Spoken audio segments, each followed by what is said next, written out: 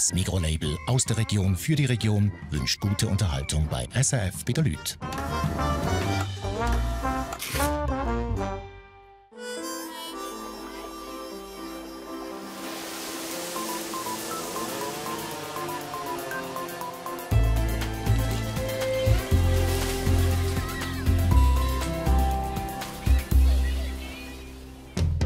Die Familie Hunkeler-Flück hat 3 Kinder aus Mexiko adoptiert. Die älteste, Carmela, ist für 1 Jahr zurück in ihr Ursprungsland. Ich habe jetzt keine Ahnung, in welchem Zustand das sie jetzt im Moment gerade ist. Offenbar läuft es der Carmela gerade nicht so, wie sich das alle vorgestellt haben. Bei der Familie Mäder hat sich der Alltag verändert. Der blinde Hund Beckenita ist zu einem Familienmitglied geworden, das der fast blinde Vater Patrick unterstützt. Wenn er mit den Kindern allein kocht, kann der Hund allerdings nicht helfen. Ist das eine Kille? Das ist ein Schwingbesen, Schatz. Eine Kille, eine weisse. Zum Rühren. Sandra Marti ist seit 3,5 Jahren von ihrem Mann getrennt und lebt mit ihren 3 Kindern allein. Wenn es um heikle Teenager-Themen geht, bekommt sie einiges zu hören. Jetzt spinnst du, Mami, und ich mache das sicher nicht. Und komm raus. 3 Familien, 3 Welten. Das ist SRF bei den Leuten. Familiensache. Unteribrig im Kanton Schwyz. Da wohnt Sandra Marti mit ihren 3 Kindern. Sie ist am Aufräumen. Das lange Hin und Her um die ganze Scheidung hat sie die letzten Jahre immer wieder beschäftigt. Seit ich die 2 Formulare bekommen habe, oder vor allem das eine eigentlich, ist die Scheidung jetzt durch. Es sind noch kleine Sachen, die sonst noch ein bisschen geregelt werden. Aber ja, sonst habe ich es jetzt eigentlich vorbei und es ist durch. Aber richtig ankommen, es muss noch richtig ankommen bei mir. Es ist noch nicht so. Darum bin ich jetzt da auch noch ein bisschen am Nuschen, tue noch alles ein bisschen Revue passieren lassen. Ja. Und ich denke, dann komme ich ein bisschen da rein, dass das happy sein, dass es durch ist, dass ich das überstanden habe. Dieser Kasten hat ihr immer wieder geholfen. Da oben drauf hat sie alle wichtigen Unterlagen gesammelt. So waren sie an einem sicheren Ort, ohne dass sie sie von unten gesehen hätte und immer wieder daran erinnert worden wäre. Jetzt, wo alles durch ist, kommt aber doch vieles noch mal rauf. Für mich war das irgendwie immer klar von früher, dass ich mal Familie habe, dass ich mal ein Kind habe. Aber so war das gar kein Familienleben mehr. Es ist, wenn gleich noch immer einer da ist und es ist auch keine Unterstützung, kein Zusammensein mehr. Klar, man hat den Entscheid natürlich nicht von einem Tag auf den anderen getroffen. Das ist sicher 2 Jahre gegangen, bis ich dann das durchgezogen habe. Vor allem ist es ihr wegen der Kinder so schwer gefallen. Der Jüngste, der Dominik, hat sich immer noch nicht damit abgefunden, dass die Eltern kein Paar mehr sind. Die Hoffnung ist immer noch, dass Mami und Daddy zusammenkommen. Und ein Wunsch auch. Aber ich habe jetzt schon länger nicht mehr darüber geredet, weil ich manchmal auch nicht so gerne tue. Also der Wunsch, dass Mami und Daddy wieder zusammenkommen, nein, den kann ich mich definitiv nicht erfüllen. Ich habe jetzt seit bald 2 Jahren wieder einen Freund. Wir sehen uns eigentlich mehr, wenn die Kinder nicht rum sind, außer die Fiona, die immer da ist. Das ist auch kein Problem. Der Dominik hat manchmal nicht so Freude, wenn jetzt die Mami bei Mami wieder ein anderer Mann ist. Aber ich versuche eigentlich vorsichtig zu sein. Sie haben ihn auch schon kennengelernt, sie wissen, wer er ist. Für die Mädchen ist es wirklich kein Problem.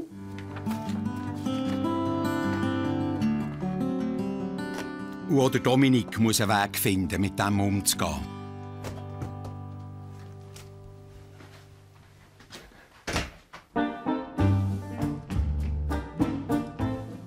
Mérida auf der mexikanischen Halbinsel Yucatan.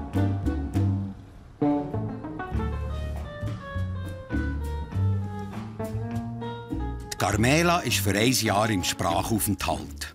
Sie macht mit ihrer Gastschwester und Mutter einen Ausflug zu alten Maya-Ruinen. Das ist allerdings ein bisschen eine Tortur. Wir wählen mit diesen Dingen hier, um Moskitos aufzuhalten, weil wenn man rausgeht, tut man sich in eigene Gefahr aussetzen.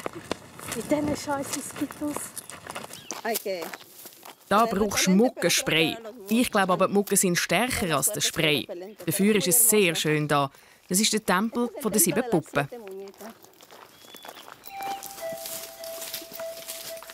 Die hartnäckigen Biester stechen sogar durch die Hose durch.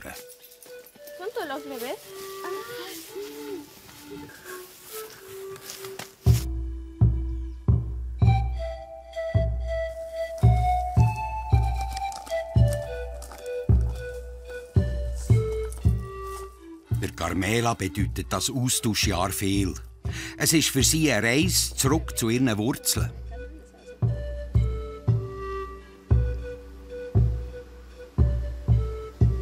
Ich bin adoptiert und meine Eltern haben mal so einen Gentest gemacht. Und dort ist gestanden, dass ich halt ganz Mexikanerin bin und dass ich von den Mayas abstamme. Aber dass ich jetzt bei den Urahnen sozusagen bin, also bei den Mayas, so halt, ja, das ist schon speziell.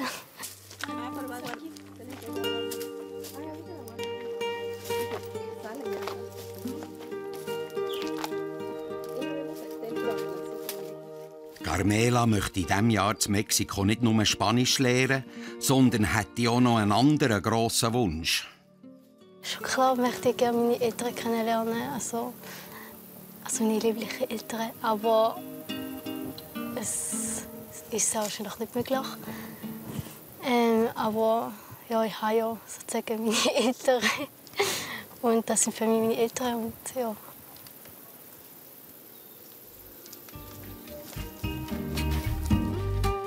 Carmela ist anonym in Mexiko geboren und in einem Kinderheim aufgewachsen, bis sie mit 3,5 von ihren Eltern adoptiert worden ist.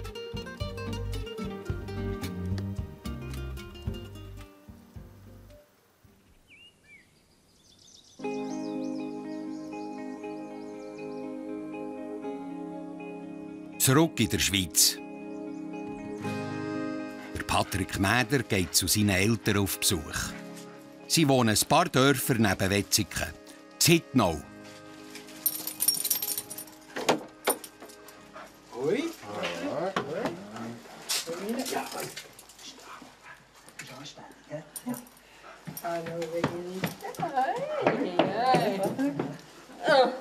Nein, nicht rauf.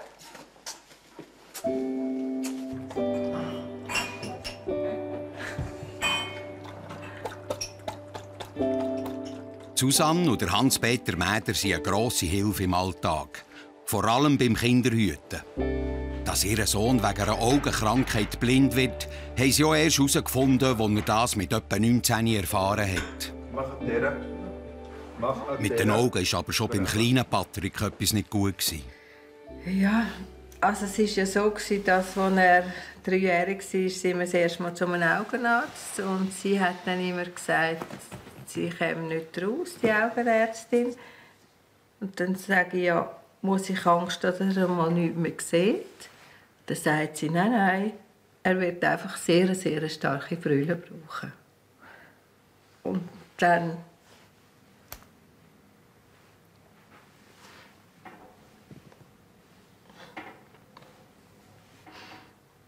ja, dann ist er halt, hat er gelernt Autofahren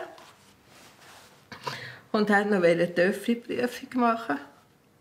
Nein, nicht Töpfprüfung. Der Traktoren. Und da musste er zum TC-Test. Und der ist dann irgendwie nicht gut gegangen und dann ist die Diagnose gekommen. Wobei, ja, da hat er halt auch noch viel besser gesehen. Ja, es war schon schwer. Wir konnten uns das nicht vorstellen. Lauf mal rum, mach die Augen zu. Das habe ich jemanden gemacht, oder? Das ist schrecklich. Also, wenn ich mit 19 willst du das nicht hören. Also, da hast du ja andere Sachen im Kopf, oder? Da hast du das Gefühl, jetzt Autofahren, jetzt die Lehre. Dann hast du, also, da bist du eher so das Gefühl, jetzt liegt das Leben vor mir, jetzt habe ich alles im Griff, oder? Und jetzt geht es los. Und und nicht, wie ist das in 10, in 20, in 30 Jahren. Das überlegst du mit 19 nicht. Also ich habe es nicht überlegt. Also ich habe es auch gar nicht wollen. Ja, das ist klar. Ich glaube, die Eltern haben sich mehr damit befasst wie ich. Ja, zum Glück ist er so ein sonniges Gemüt, dass er das wegstecken kann. Da bin ich mir nicht mehr so sicher, was ist gespielt. Ist es immer so, oder? Ja. Wir sehen die meistens fröhlich, oder? Das ist das Schöne natürlich. Also was bringt das, wenn ich jetzt mit ihnen verrückt bin, mit meinen Kindern verrückt bin oder auch hässle? Klar, hässle ich die Hause einmal um. Aber es bringt, also ich kann sie nicht da innen auslassen. Nur weil ich jetzt wieder irgendwo reingelaufen bin.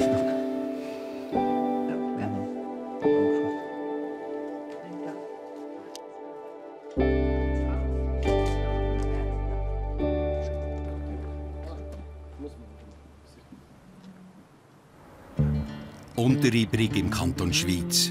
Sandra ist am Kochen. Und das nicht nur für ihre Kinder, sondern für eine ganze Bande, die zum Mittag kommt. Ich finde es doch noch schön, dann gibt es wieder ein bisschen Leben oder ein bisschen etwas. Dann erfährt man manchmal auch wieder irgendetwas, wo man sonst vielleicht weniger erfahren würde. Finde ich noch cool. Und noch schnell ein bisschen grünen. Hoi. Kim, kannst du gerade antischen, bitte? Ja. Du darfst heute antischen. Wie viel sind wir heute? Hallo. Hoi. Hoi. Helfen dir alle mit zum Antischen? Gut. 6 musst du zuerst das Zeug halt noch ein bisschen wegtun. Kannst du irgendwie, ich weiss auch nicht, wohnen. Du es einfach ein bisschen weg. Und Kim, was machst du genau? Ich frage mich auch. Ja, super. Menschen ist es offen. Ja. Sandra? Hä? Im Dorf hilft man sich gegenseitig aus mit dem Mittagstisch. Er ist mein Schulgespendli. Und er kommt einfach heute zu uns essen, weil wir eben nachher um die 1 Nummer in die Band. Und nachher muss er eben schon mit dem Bus rauf und dann wieder runter. Und das geht nicht, dann müssen wir ein Töffel, aber das Töffel hat er jetzt gerade nicht und darum kommt er zu uns. Schulgespendli. Das ist bei der heutigen Jugend offenbar ein dehnbarer Begriff. Ein guter. Danke. Selin hat Kim gefragt, ob das wirklich Schulgespendli sei. Und dann hat Kim so rote Backen bekommen. Ich habe gar keine rote Backen bekommen. Ich habe rote Backen bekommen. Ich habe sie auch Grinde bekommen. Nein, rote Backen ist jetzt immer noch. Ja, aber das stimmt gar nicht. Aber sie sind unherzig. Ja, wir sind zusammen. Ja. Weißt du das etwa noch nicht? Hä? Weißt du das etwa noch nicht? Nein, das denke ich nicht. Ein Schätzeli im Teenageralter ist das eine. Was das aber genau bedeutet, das ist noch mal etwas ganz anderes. Die Mami hat aber letztes Mal gesagt, haben wir sie einfach so dumm angestochen und gesagt, ja, wir hegen und so. Und dann habe ich so gesagt, nein, ich warte bis 24. Und ja. Kannst du bis 24 oder nicht? Als Mutter drängt sich das Thema Verhütung auf. Nein, also ich habe mit der Fiona auch schon geredet, mit ihr auch. Also ich bin sicher nicht, wo jeden Tag auf das kommt, aber ich denke, gewisse Vorsorge muss man sicher leisten. Und ich habe jetzt einfach das Vertrauen. Bei der Fiona hat es geklappt. Ich hoffe, bei ihr dann auch. Dass dann halt, wenn es so weit ist, dass sie mir das sagen, dass man halt zum Frauenarzt geht. Oder sie können auch alleine gehen. Aber Ist Fiona zum Frauenarzt? Ja. Aha, sie hat. Und du gehst sowieso ins Kloster, also bei dir ist... Nein! Sollte sie... so eine Glatze. Ich will nicht ins Kloster. Ja. Bei ihm ist es natürlich dann noch mal anders. Also bei den Mädchen Stefanie, mit dir. Ich will sicher mit ihm dann auch, wenn es so weit ist, zum Frauenarzt. Ja, genau. Jetzt haben wir Glück, jetzt hast du die rausgespeist. Ja, es ist natürlich... passieren kann immer etwas, aber mit der Fiona eigentlich gut über Verhütung reden. Einfach, dass sie zu mir kommt, wenn es wirklich so weit ist. Mit der Kim bin ich auch ganz normal ins Zimmer rein und wollte mit ihr reden. Und die ist verrückt worden. Mir da alles ausgeht. Spinnst jetzt du, Mami? Und ich mache das sicher nicht. Und gehe raus.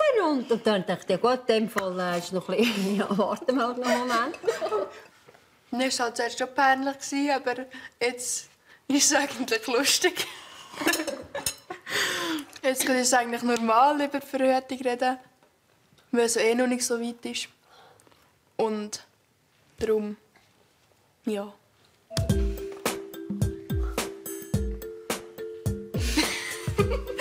Habt ihr alle genug? Aber Mami, eigentlich hast du auf gar nichts gekommen. Dann das Besteck da rein? Ja. Du musst langsam fertig essen.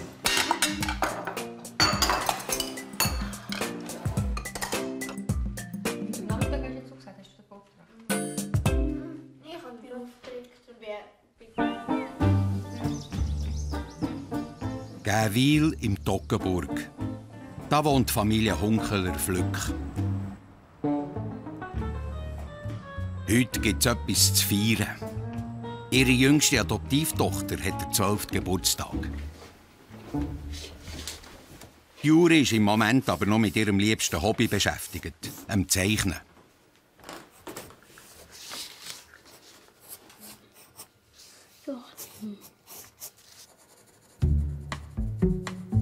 In der Küche ist der Rest der Familie am Vorbereiten für das Festli. Der Geburtstag ist für die Juri enorm wichtig. Das ist so ein Highlight im Jahr, wo sie eigentlich schon extrem lang darauf hinfiebert. Da tut sie schon ganz lang im Vorfeld Listen machen, was sie sich wünscht. Und ja, da freut sie sich. Ihre älteste Adoptivtochter Carmela ist ja für ein Jahr zu Mexiko. Und dort ist es ihr gerade gar nicht zum Feiern zumut. Der Camila ist am Anfang recht gut gegangen in Merida. Und so nach etwa 5-6 Wochen hat sie mal mit uns geskypt und hat gesagt, dass ihr nicht wohl ist in der Familie.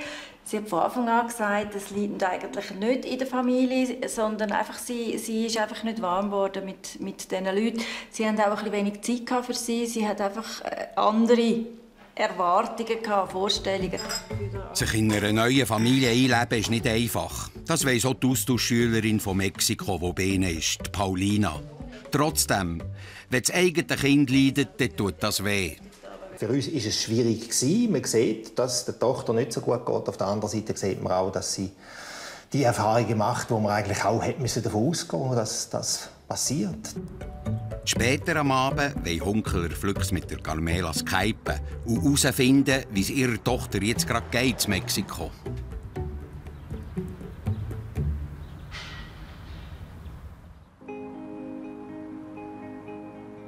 Das Wetzikon bei der Familie Mäder. Scholi, willst du auch von dem von gestern? Was ist das? Herdöpfelrüebli. Nein, Bär.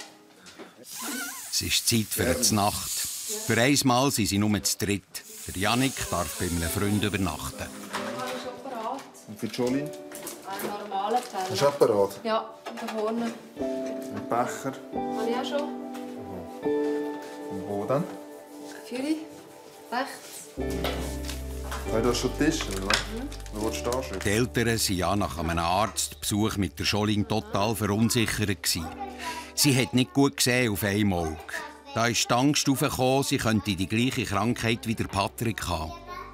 Also in diesen 2 Tagen oder 3 Tagen, wo ich warten musste, irgendwie hat man sich ein bisschen überlegt, was ist, wenn jetzt die Diagnose kommt. Was heisst das für uns? Was heisst das für sie? Ja, irgendwie ist einem bewusst geworden, dass das Leben so schnell ändern kann. Dann sind sie zu einer Spezialistin. Und die hat noch mal ganz viele neue Tests gemacht. Die 3D-Bilder oder in die Weite oder in die Nähe schauen, das ist alles gegangen und erstaunlich gut. Bei der Augenärztin, die haben gesagt, es sei tipptopp. Also wie ein normales, gesundes Kind. Aber man kann es halt nie sagen, weil die Krankheit tritt auch oft ein bisschen später auf. Ja. Wo ist Jolene? Wo ist Jolene? Entwarnung für das Erste. Ich bin mega erleichtert rausgelaufen, aber seitdem hockt es ein bisschen im Nacken. Nein. Ja, wenn Maria dann mal sagt, im Auto gesehen ihr dort den Mond, oder die Janik sagt, oh, Vollmond da, und dann hat er auf der rechten Seite und sie fragt schon zum dritten Mal, wo, oder? Dann denkst du schon, oh. Oder so. Habe ich auch schon gedacht, gerade letztens, dann denke ich, oh. Also, den sehe ich sogar ich, oder? Aber, ja, vom Hellen her, oder? Habe ich ja gewusst, wo er ist. Aber wenn du dann so ein bisschen hinterher geschaut hast, hast du gesehen, wenn ich noch am Weg und der Sitz. Also, ja, aber das kommt der Menschen schon ganz schnell auf. Aber da denke ich auch, ja gut, also komm. Das ist jetzt einfach, wie sie es nicht gesehen hat. Oder einfach, weil etwas im Weg ist. Obwohl das Thema nicht ganz vom Tisch ist, die guten Neuigkeiten lassen Mädels für einen Moment aufschnaufen.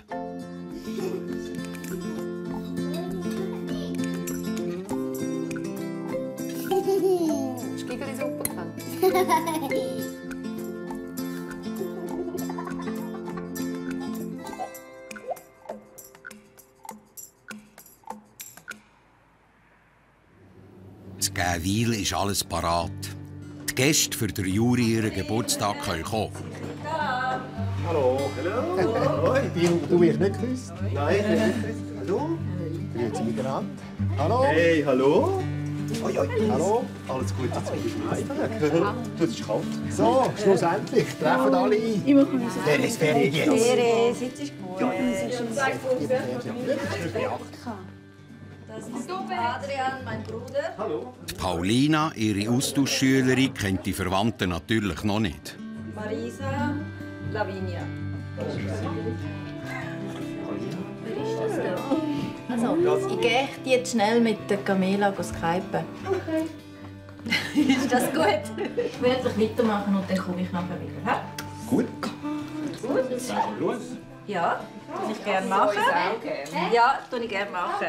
Mir nimmt es Wunder, wie es ihr geht, weil wir haben schon länger jetzt nicht mehr Kontakt gehabt. Also ich habe jetzt keine Ahnung, in welchem Zustand das sie jetzt im Moment gerade ist. Und jetzt werden wir es dann herausfinden.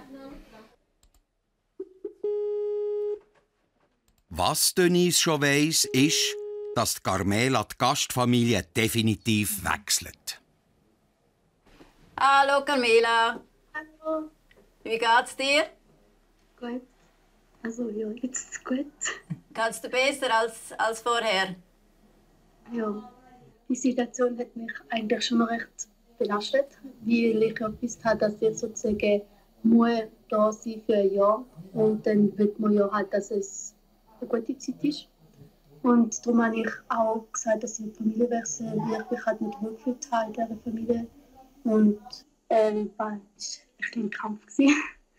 Der Plan ist jetzt, dass du am 20. zu der Gastfamilie kommst, quasi. Ja, jetzt halt bin ich bei der als Übergang bei der Koordinatorin. Also dann hast du jetzt nach der ganz schwierigen Zeit eigentlich eine recht gute Zeit. Kann man das so sagen? Ja, jetzt ja. Gut. Reinkommen. Oh, Ceres kommt auch noch. Hallo!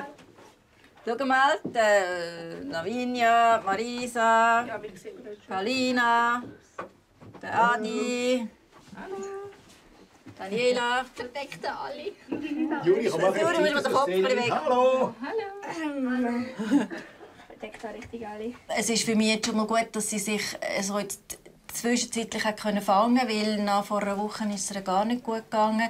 Sie regeneriert eigentlich relativ schnell, wenn sie noch jemand ist, wo sie willkommen ist, wo es ihr gut geht, regeneriert sie relativ schnell. Aber die Spannung bleibt, das ist so.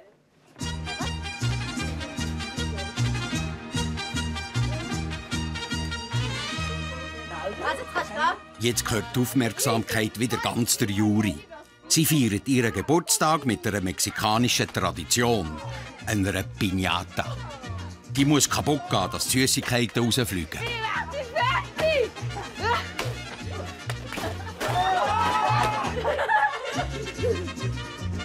Ja, Ninjas!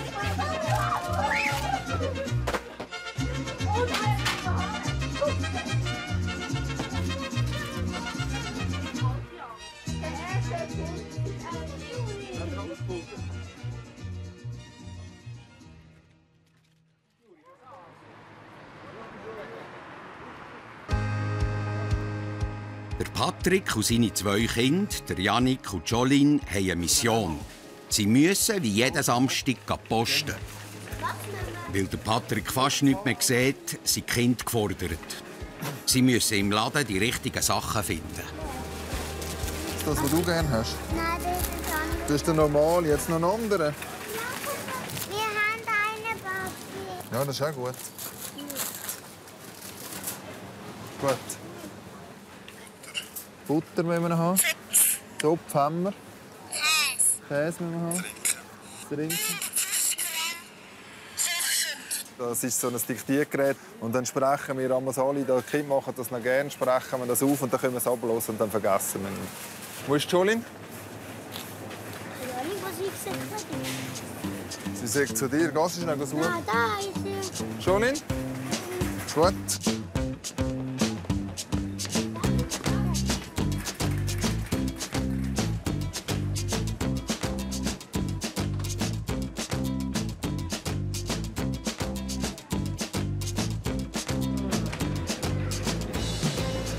Janik?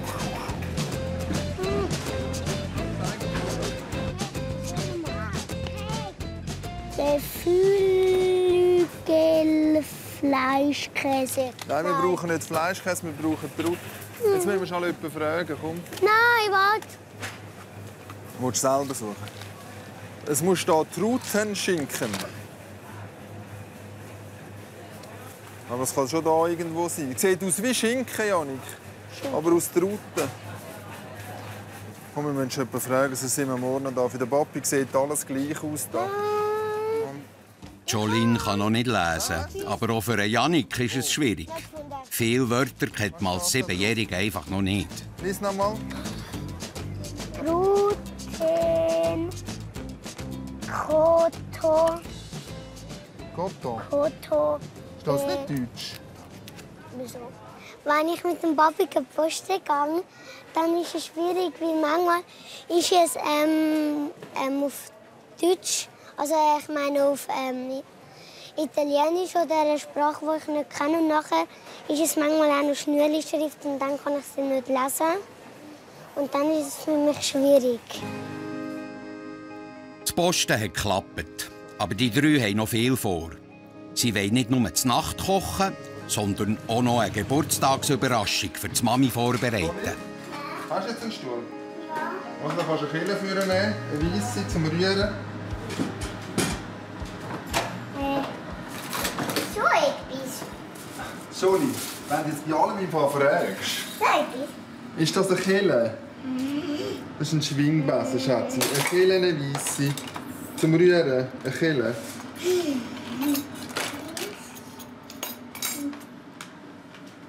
Was ist für dich nicht? Kille, da rein findest du nichts.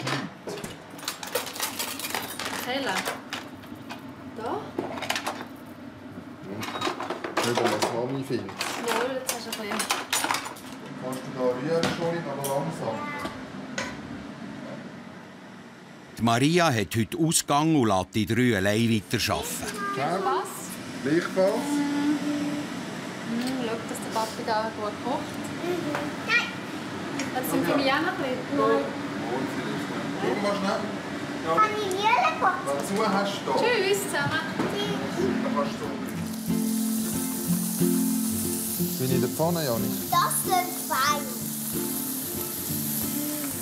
So ist eine schöne Arbeit nach der Jolene auch machen. Es ist überall ein bisschen braun. Ein heisser Herd und Kinder, die alles selber machen wollen, das braucht Nerven.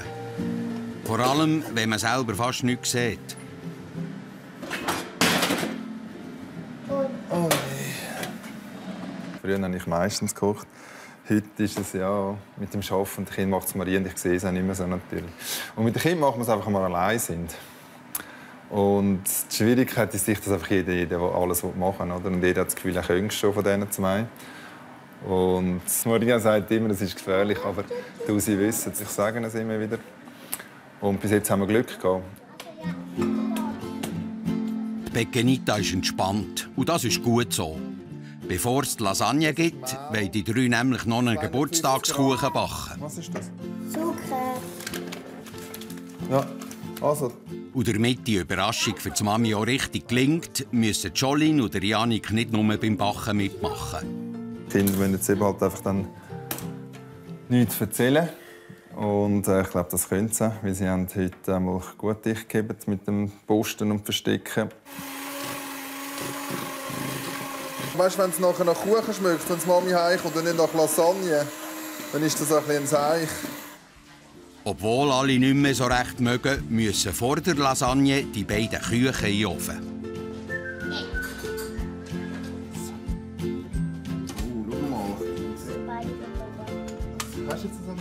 Die erste Etappe für die Überraschungsparty zum 40. Geburtstag von der Maria ist geschafft. Und jetzt kommt die Lasagne in den Ofen und dann gibt es endlich die Nacht bei Mäders.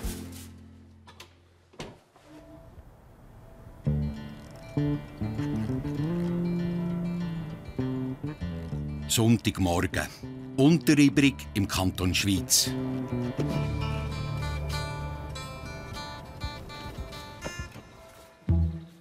Mami! Komm mal!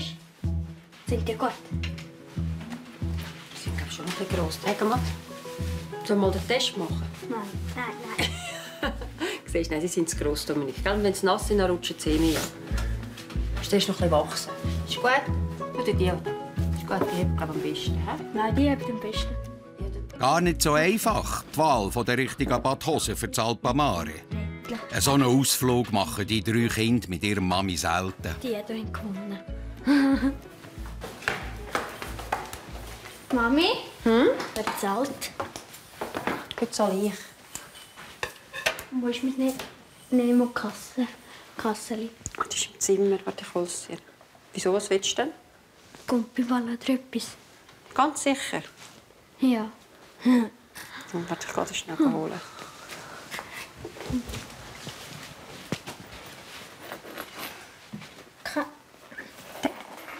Hat es überhaupt noch drin? Ja, 10 Franken. Nein, 10 Franken nimmst du sicher nicht mit. Das Alpamare oder auch sonst Ausflüge, die irgendwie mehr kosten, können wir halt uns nicht unbedingt leisten. Die Kinder müssen sich das sonst selber berappen, also Fiona und Kim vor allem. Und Dominik muss sich das halt wünschen, irgendwie auf den Geburtstag oder auf die Weihnacht von jemandem. Er ist das letzte Jahr, hat er das vom Götti gewünscht, ist mit seinem Götti zusammen ins Alpamare gegangen. Ja, es kostet halt recht und dann liegt das halt nicht drin. Ja. Vor allem, wenn man dann zu vierten ist, oder? Kostet es halt. Aber jetzt machen wir mal wieder etwas zu vierten zusammen. Kim hat eine eigene Taktik gefunden, um Geld zu sparen. Ich habe etwa vor 1,5 Jahren oder 2 Jahren angefangen, Fünferli zu sammeln. Halt einfach so, ja. Und insgesamt sind es jetzt 17,50 Franken. Also ich will mich schon trauen, mit dieser Box jetzt ins Alpamare gehen und sagen, also ich will mit dem zahlen.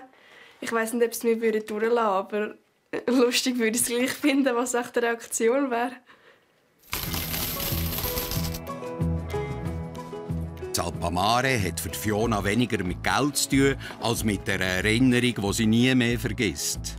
Also immer, wenn ich irgendwo hingehe und baden, nehme ich immer 2 Badkleider mit, weil einmal im Alpamare bin ich die Bahn abgekommen. Und das Bikini-Oberteil war nie mehr. Kaputt, ich konnte es nicht mehr zusammen machen. Ja, und seitdem, also ich habe auch nur 2 Bikinis, aber ich nehme immer beide mit, so zur Sicherheit.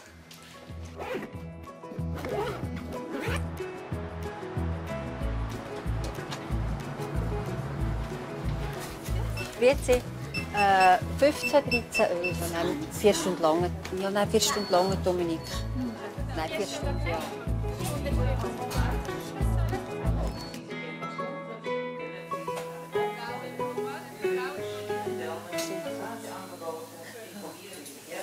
Ja, ich habe es geschafft.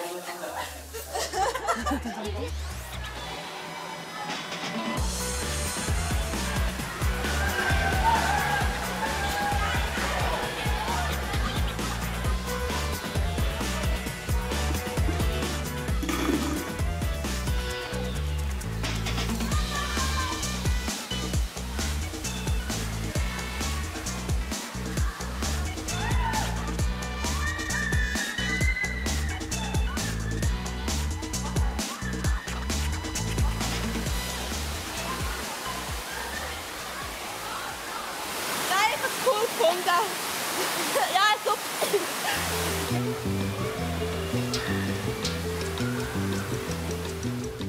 Im Wellenbad kommen die Badenixen richtig in die Schwelgen. Es wäre mal cool, wir könnten über so in die Ferien gehen. Es wäre ein Traum für uns. Ans Meer und dann sind auch so ein bisschen Wellen. Ja, irgendwie denkt man schon ein bisschen an das. Ja, schon schön, auch die Ferien. So Italien oder Spanien, aber ins Süden einfach mehr.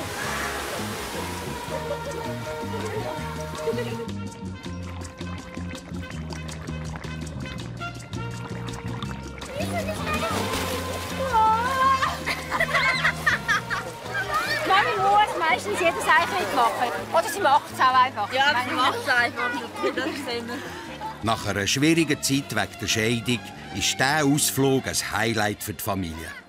Es ist natürlich schön, dass man sieht, dass auch sie abschalten können und sich mal wieder richtig austoben können. Einfach, es ist so richtig schön.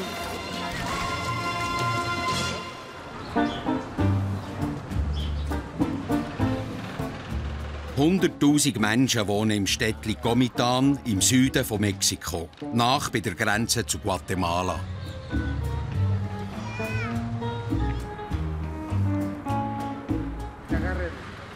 Eine der Einwohnerinnen ist neu, die Carmela. Die 16-jährige Austauschschülerin hat vor wenigen Tagen ihre Familie gewechselt. Jetzt ist sie mit ihrer neuen Gastschwester, der Sofia, und einer Kollegin unterwegs. Sí, es un poco corto. ¿Puedes hacer aquí? Sí, lo puedes hacer aquí. Die drei gehen zu einem bekannten Wasserfall. 150. Mega tirolesa, 600 Metros.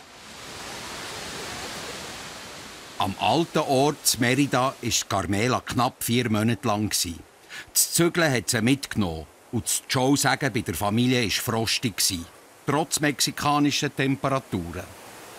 Der Abschied von meiner Gastfamilie war so, dass ich mich nur von der Gastmutter und von der älteren Gastschwester verabschiedet habe, weil sie dort waren. Die anderen sind weg, die sie glaube nicht wollen, aber das ist ihre Entscheidung. Und, ja.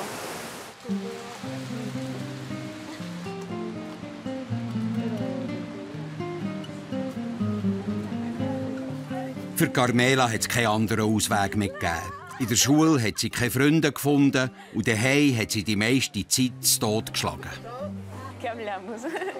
In Mérida habe ich mich nicht wohlgefühlt in der Familie, weil es keine Zeit hatte für mich. Und wenn sie jetzt zum Beispiel da waren, haben wir einfach nie irgendwie etwas unternommen. Und da war halt so, dass ich mich dann immer unwohl gefühlt habe. Und dann habe ich dann entschlossen, dass ich die Familie wechsle. Die ersten 4 Monate waren darum alles andere als das, was sich Carmela vorgestellt hat. Also ich habe gemeint, es wird alles geil. Aber es war dann aber nicht so und ich bin halt dann enttäuscht worden. Aber ich glaube, jetzt wird es geil. Vamos aquí. Die Carmela hat frischen Mut gefasst und auch ihr Spanisch wird immer flüssiger. Also verstehe ich eigentlich jetzt praktisch fast alles. Es gibt sicher auch Wörter, die ich nicht verstehe. Also man mit mir einfache Wörter halt benutzen.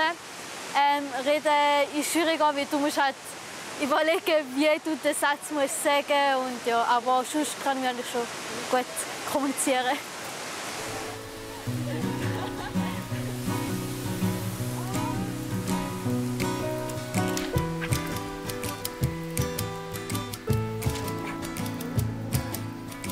zum Abschluss des Ausflugs wird die 16-Jährige noch richtig mutig.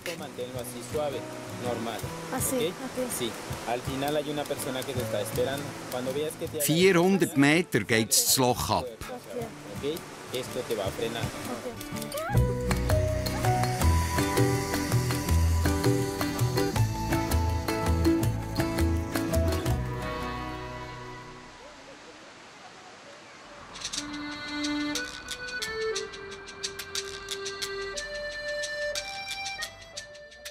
Nach dem Abenteuer wartet im neuen Zuhause eine Stärkung. In ihrer neuen Gastfamilie hat sie noch mal bei Null anfangen. Das hat Überwindung gebraucht. Am Familientisch gehört sie aber schon dazu. Ich will mich immer noch einleben.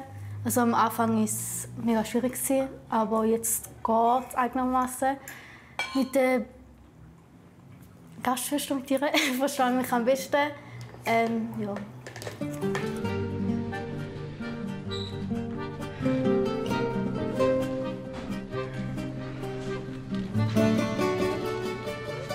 Mit ihrer Gastschwester will Carmela noch den Sonnenuntergang über Comitan schauen.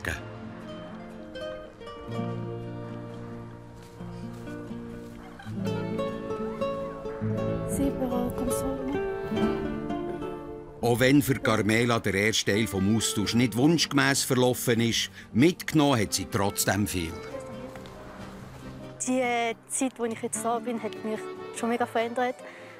Zum Beispiel, wenn ich ich bin immer am Anfang ein bisschen scheu, wenn ich die Person das erste Mal sehe. Aber für mich wird es schneller so, dass ich mich öffne.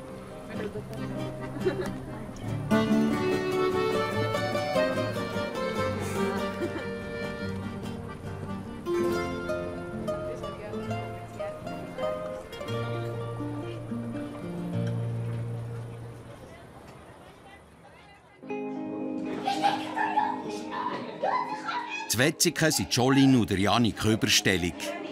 Sie haben das Fest zum 40. Geburtstag von der Maria tatsächlich geheim behalten. Sie weiss bis jetzt nichts von dieser Überraschung.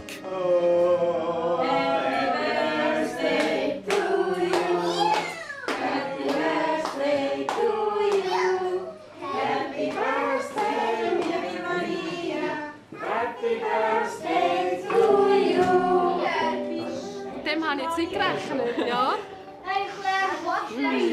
Ja, ihr habt mir nichts gesagt. Hast du keine Ahnung? Nein. Familie und Freunde. Alle sind da, um mit der Maria zu feiern. Schön. Danke. Ja, du. Ihr habt gesagt, von Esther habe ich nichts gehört. Ja, ich habe jetzt vorher noch Kombo aufgetreten, schon alt ist 8 Jahre. Alles Gute zum Geburtstag, Maria. Die nächsten 4. Lustig, als wir ausgestiegen sind, habe ich ein Kind weghuschen gesehen und den Laufstil habe ich gesagt, der springt wie der Janik. Man kennt sein Kind. Und dann sagt er, nein, das meinst du nur. Ja, nein, die Überraschung ist mega gelungen. Danke meinem Schätzeli. Ja, wie Sie gesagt haben. Ich habe jeden Morgen von den Kindern.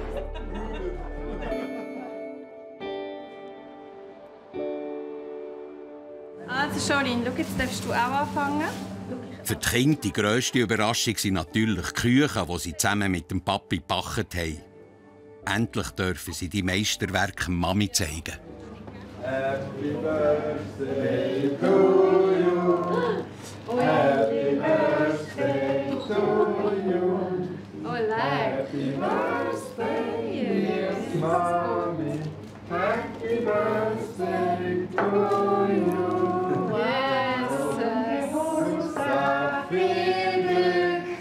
Zum Geburtstag viel Glück, zum Geburtstag, liebe Mami, zum Geburtstag viel Glück.